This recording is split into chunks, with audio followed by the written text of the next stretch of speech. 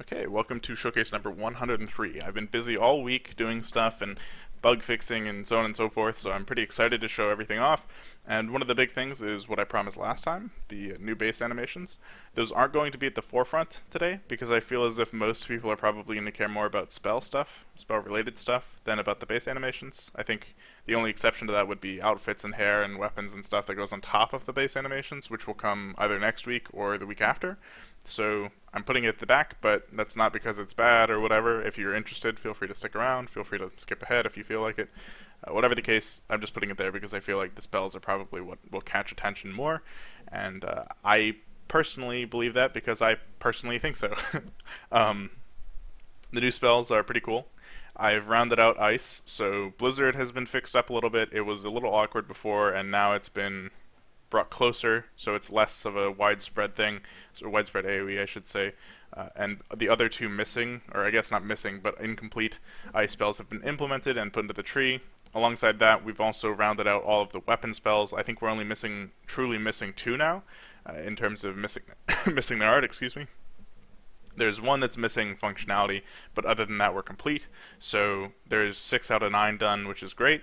And then I believe the only other thing of extreme note is a bunch of bug fixes that I've done over the course of the week to stuff in the spell tree. Like, for instance, passives weren't showing up. Some of the spells didn't have attached actives, which was causing bugs. Some of the spells weren't resizing properly. There was also this issue related to mousing over the hotbar slots with the spells in them to see their details, as well as some of the prediction values. Like, for instance, weapon spells weren't predicting their damage in the little menu correctly, so I'll show that off later on and show you guys how that works as well. But other than that, I think that we're ready to get into it.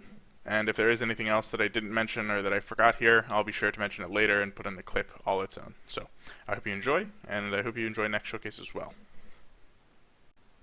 Okay, so the first thing I'm going to be showing off today is spell related, and just as a forewarning, almost everything today is going to be at least somewhat spell related. So the biggest deal here is going to be not melee damage, I should say, but weapon damage, or weapon spells in general, have been rounded out and finished, like I said, and I'm going to be showing off each of those. But not just that, I've also rounded out and finished ice, and I've also finished one of the magma spells, but I don't think we'll have time to show it off. I've tried to fit it in a couple times, and it just doesn't really work. So we're just going to be taking a look today at the first 2 ice spells and the rounded out total of almost all of the weapon spells. So, first thing, I fixed this little display window here. So you're going to notice a couple strange things about this, but I'll take it in stride, don't worry about it.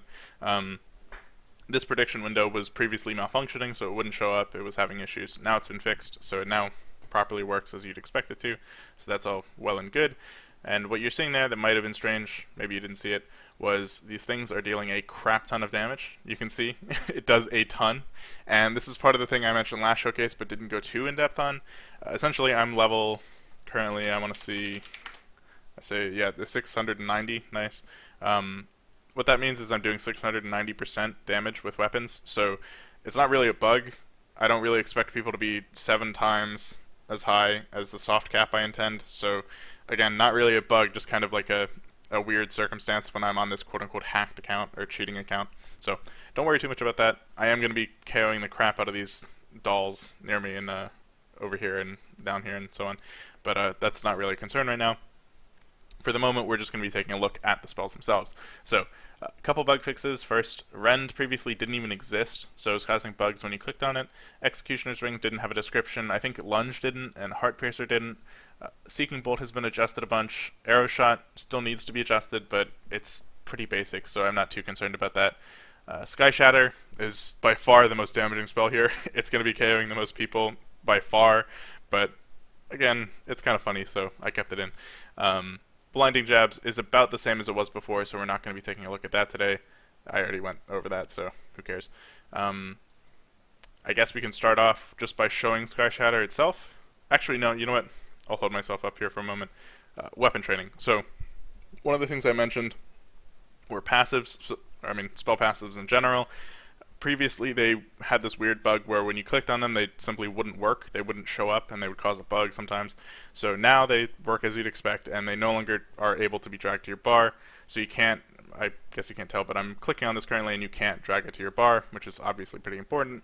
And in addition to that, when you buy it for the first time, it isn't going to push it to your bar either, so it's not going to take up a slot. That's pretty important when the spell you're talking about doesn't actually do anything. At least not actively anyway. So, this is what I mentioned last time. Now, unaspected or weapon damage scales per level, and this is just represented in this passive now. And, fun fact, this doesn't actually give you that. This is just here for a cost sink, I guess, and is a way of displaying that value in-game without me having to explain it to each melee user. It is just the prereq for all of the weapon spells, though. So you can't get around it. It's just kind of a money sink for you if you so choose, or rather if you so choose to go weapons in general. Anyway, I think that now we're ready to go, and we can go ahead and show off some of these. The first I'm going to show off is Sky Shatter. It's going to be a little hard because, like I said, it does kill people really, really, really fast. This guy is perfect, though, because he's against the wall, which means he won't get dragged as far as he would otherwise. So we'll go ahead and hit him with this, and you can see it's very similar to Essence Wave, and the only real difference being in function that it completely chunks someone's HP. But the way this works is when someone gets hit by it initially, they start to get dragged with it, same way with Essence Wave and everything, if you've seen that before, and they are dealt some amount of damage, and then when they exit, or when the thing dies, it is also going to deal them the same amount of damage. So they get the damage dealt twice, which currently is huge, and it does more depending on when that second damage comes. So if you're with it when it ends, aka if you get dragged the full distance, you're going to take a lot more damage, and if you get out of it before it hits the end, then you'll take a lot less damage total. That's pretty straightforward. If you want to see the sprite a little bit more, this is one I think I've shown off before, but it's a very nice sprite. It was made by one of our FX artists. It's a very expensive sprite, but it's also very nice and very high quality, so I'm a big fan. Next we'll show Swipe. It's not too much changed from before. I didn't even hit with it, but I don't need to, I think. It's a pretty basic spell. I enjoy it quite a bit, but, you know, whatever the case, I'm going to be showing off Arrow Shot. This is one of the ones that needs to be adjusted. As you can see, very slow, but also, at the same time, I don't think it really needs to be super changed or super crazy. It's a very straightforward thing. It's just an arrow, so it needs adjustment, but we'll see how much adjustment, right? The next up is Seeking Bolt, which, like Arrow Shot, and I guess all of the bow spells, needs some adjustment, but I think it's on the right track, and I think you guys will be able to see the concepts at play pretty easily. Just hit 4. You'll be able to tell almost immediately this does not actually hit the target when it's standing still, and this is intended. It has a huge turning circle, and you might say, well, that's trash. Why would I ever use that? You're not entirely wrong right now. It does need to be buffed a little bit and changed and swapped around, but the intention is not necessarily to automatically hit the enemy to do a ton of damage. It's more of a mind games thing where, you know, this thing is curving around and it does a decent chunk of damage, so you want to avoid it, and thus this person opens themselves up to vulnerabilities elsewhere because they're moving away from the Seeking Bolt, and so on and so forth. So I hope you can appreciate that. It's a little bit weird right now, and I think it needs a sprite update too, but for the moment, I'm pretty happy with it, and I think you guys will probably see the potential there. Okay, next up, as I am currently out of breath, I've redone this particular clip like 2 or 3 times. We are going to take a look at the ice spells and the changes coming to ice. The biggest of which is Chill. I'm going to go over this very briefly. Chill is essentially a stacking slow debuff. It's very similar to Burn, except it stacks by default. The only real difference, or I guess functional difference, being that it doesn't deal damage over time, inherently. And that'll be related to the third ice spell, which I'll talk about in a couple minutes, or whenever I'm done with the first 2, I guess. So the easiest way to show off Chill, I think, will be to use Frigid Spike. So I'll just use this. You probably didn't catch that. You might have to rewatch it, but it is just a spear. It's very similar to Sky Shatter, except it doesn't continue through the target. And currently the cooldown is really low for testing purposes. When it hits the target, you can see they project out these little snowflakes. If you're curious about that, that is a demonstration of Chill. And you might say, well, that seems like quite a few for a stacking debuff, right? Like, how crazy can this get? The answer is not very. The Frigid Spike applies 5 stacks of Chill, that is. So these snowflakes, the amount that they spawn and the speed of them and so on and so forth, scales with the number of stacks currently applied to the target. Frigid Spike applies quite a few, like I said, 5, which is about half of where I expect people to get to. So it's not really that much of a concern, and if you're curious about what this looks like with Blizzard, I can show you. It does cap at a certain point, so you can't get that many snowflakes out of Chill. And currently, this is uncapped, but in the future, it will be capped to some extent. I'm not sure what that will be, but you won't be able to infinitely slow some. I apologize. You won't be able to infinitely slow someone. So currently, this applies about negative 50% movement speed every time you get hit with a stack. That will cap at around 10 or 12 or 15 or something like that in the future, but for right now it's uncapped, so, blah blah blah, that'll have to be fixed later, but you get the idea, right? It's a stacking slowing debuff that you apply with Blizzard and with Frigid Spike, and Frigid Spike, being the kind of harder to hit skill shot, will apply many more stacks all at once. So, the kicker, right? This is the last portion of this clip, so if you aren't interested in kind of theoretical stuff, or I guess not theoretical stuff, but stuff that you can't see, feel free to move on, or feel free to just skip ahead a couple seconds. But the third spell in the Ice Tree is going to be called Cryogenics, or is called Cryogenics, and this is a big, huge, really annoying, invisible AoE, and this AoE itself doesn't do any damage. However, if anyone in the AoE has Chill Attack attached to them, it will deal damage depending on how many stacks of chill they have applied. So this is a kind of small amount of damage. It's not going to deal a huge, crushingly large amount of damage per chill stack or anything like that, but it does deal some. And if they have a total of more than 10, or 10 or more I should say, then it will stun them in addition to the damage it deals. So that stun duration scales with the number of chill stacks applied as well. So this is basically a waiting game. If you can use Blizzard and Frigid Spike and land both, you can get quite a few stacks applied to someone, and on top of that, you can also capitalize with Cryogenics, which will deal another amount of damage as well as stun them and probably prep you for your next Blizzard and help you keep the combo going, right? So it's sort of like Fire in a sense, in that it's very combo focused. You're going to be using these spells together even though they don't have necessarily direct synergy. But it is very fundamentally different because your goal isn't necessarily to do damage, it's sort of to control somebody and to CC them down. So, whatever the case, I think that we're good to go. The only other thing I want to do is show off the descriptions of these because I felt like I didn't do that enough earlier. You can pause and read these if you so choose. There's some other updates that I made to tags, and if you aren't aware of what that is, you probably have to look at the changelogs because I'll only really be able to dedicate enough time to them there, but to put it shortly, I just made my life a little bit easier when I'm making these spell descriptions, so you can check that out later when I post the changelogs, but other than that, I think that we're good to go. Actually, there's one more thing. This spell here has been added, so with the addition of the passive fix, now Spirit's Blessing is here as well, which is again very similar to weapon training. It's just a prerequisite to these racial spells, and it's another cost sink, I guess. This one in particular doesn't do anything other than open up the racials for you, and it's a little bit of a lore tidbit, so it's a bit of a bone to our lore team.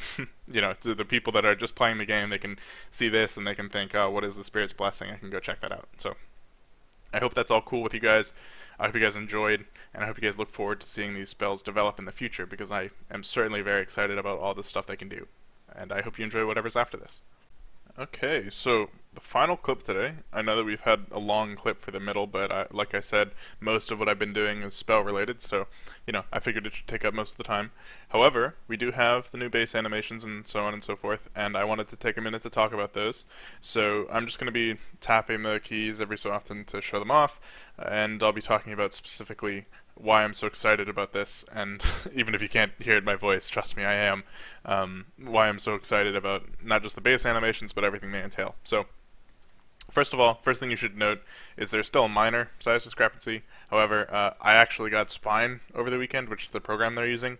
So what I'm going to do is ask them for the details, and then I'm going to take a look at the JSON data, which is basically what it exports, so like all the animation data, and I'm going to be seeing if I can just have it import it, or rather, construct it in the game itself. It's a tiny performance loss, but what that means is that we can literally just take those sprite sheets that I posted a long time ago and literally take that single image and turn it into an outfit on the fly, potentially. So that's down the line, but it's an example of some of the cool stuff we can do with this program and with the animations themselves. So anyway, like I said, there's a minor size discrepancy still. You can see it pops out a little bit. Again, kind of a minor thing. It's a very easy fix, so don't worry too much about that. However, I am pretty happy with these animations. Previously, I didn't realize, but they had anti-aliasing turned on, which means that it was blurring the lines. So I asked them to turn that off because it is a design decision. It's not really only an artistic decision. And they said, oh, sure, I forgot about that. So now, in my opinion, it looks quite a bit better. If you have any worries, I know that there's some jaggies, as they say in the Pixar community, with the bordering on the edges here. However, I wouldn't worry too much about that because what I intend to do is strip off the outline from the regular base sprite, right? So I'll take it off of the arms and legs so you don't have this brown outline, and then I'll reapply it in game, which will get rid of those jagged lines with the borders and so on in some of these frames. One of the other things I did was, according to some of the people I talked to and some of the responses I got, one of the big issues with this was the smoothness, right? Which I really didn't understand at first, but it grew on me and it started to make quite a bit of sense. Pixel art animation is obviously a little different from spine animation. The goal is very similar, but the way you get there is different, of course. And one of the big things with pixel art animation is you don't have 120 frames of perfect, smooth animation quality, right? You have some jumps every now and then, and that's kind of what you expect. I think that the animation quality itself isn't worse because of, say, smoother animations. However, it is pretty jarring in a game mostly mostly pixel art based, right? So if everything around you is pixel art based, you kind of expect a pixel art animation quality and, you know, smoothness and everything. So I took the liberty of chopping the frames in half, and I honestly think it looks better. I don't know exactly why. I don't know how that works, and I don't know how the human brain works, but I do think it looks better, and that's what's important. So if you guys have any comments about that, feel free to let me know. All I know is I'm happy with how it turned out, and I'm pretty happy that people pointed it out because I previously had no idea and wouldn't have thought to do that. So thank you guys for that. I really appreciate it, especially to Slowjaniku and Lynn. I think those were the biggest contributors in that regard. Other than that, I mean, you guys have seen this plenty. You can probably rewatch this if you want to see more of the animations. We do have sprinting animations, however, I didn't import them. It takes a little while for me to do that right now, which is part of why I want to reconstruct all that JSON data nonsense in the game, so I don't have to take so long to import it. But that's, again, kind of later on thing, maybe next showcase or showcase after that. But anyway, I wanted to take a second to talk about exactly the benefits of this, because I don't know if you guys are like me, but I'm a huge pixel art snob, or at least I think so. Anyway, I'm also a really big animation snob. I really, really love high quality art and animation, and a lot of people dislike Spine. I think that what we have here is some of the highest quality Spine animation I've actually seen with pixel art stuff. It's really difficult, genuinely super difficult to get this right, and while it doesn't look perfect yet, I think that we can really get it there, or get it perfect anyway. And I mean, other artists in the community have told me, you know, they've tried using Spine, and it's genuinely, like, what we have here is cream of the crop in a lot of cases. So I'm super happy about that. I'm really happy that we have this opportunity, and I wanted to take a second, again, like I said, to talk about why it's so good that we're using this rather than hand-drawn pixel animation. So, as I've said a million times, I'm a huge snob for pixel art and animation and high art quality and so on and so forth. So why would I opt to do something like this instead of regular pixel art, you know, hand animated stuff, right? The answer is hand animated stuff is difficult, right? The thing is that it's so difficult that if we were to do it that way, each outfit would cost us between $500 and $1,000 if we were getting it even remotely well done.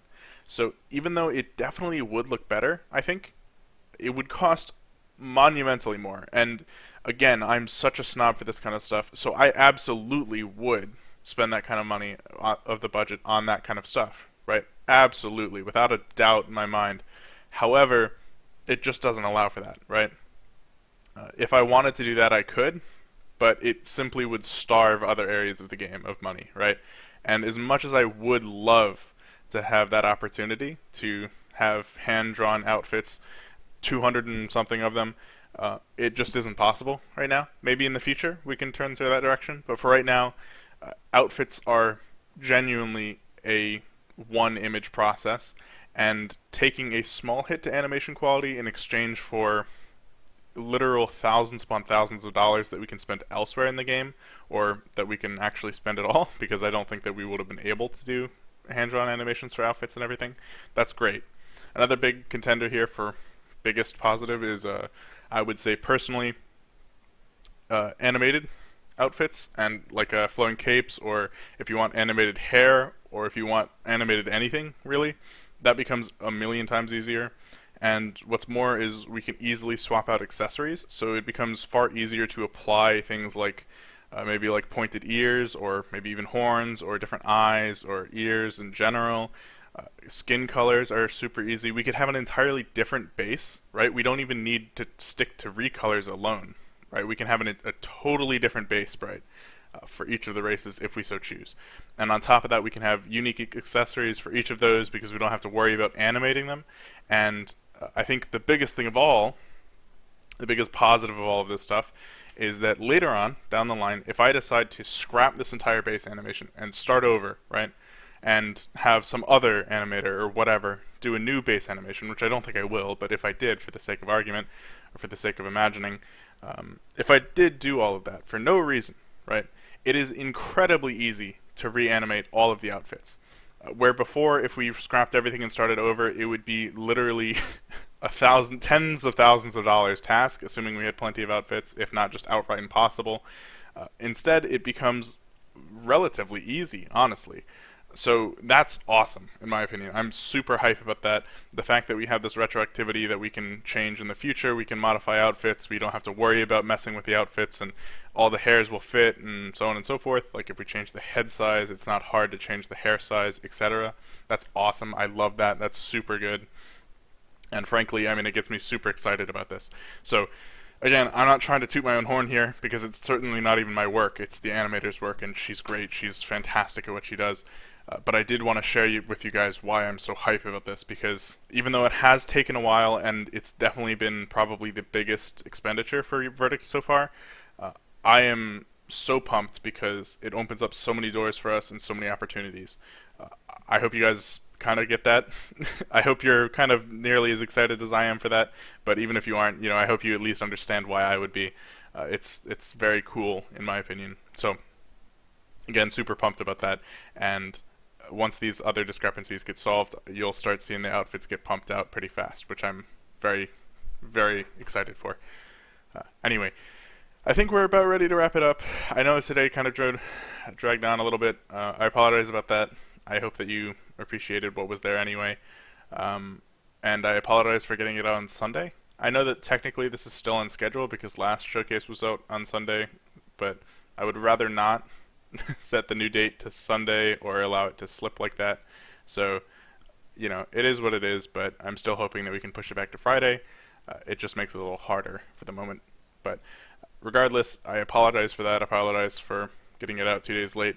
I was a little swamped this weekend with a bunch of different stuff. So, and yesterday I had a bit of a headache, so I felt like it was warranted to delay.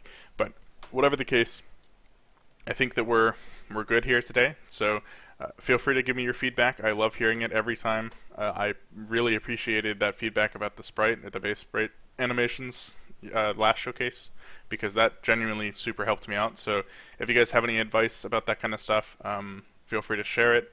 If you have any comments or questions, of course I love answering those. I love talking about my game. And other than that, I think that we're good. So I hope you have a good day, and I hope you look forward to the next showcase. Bye.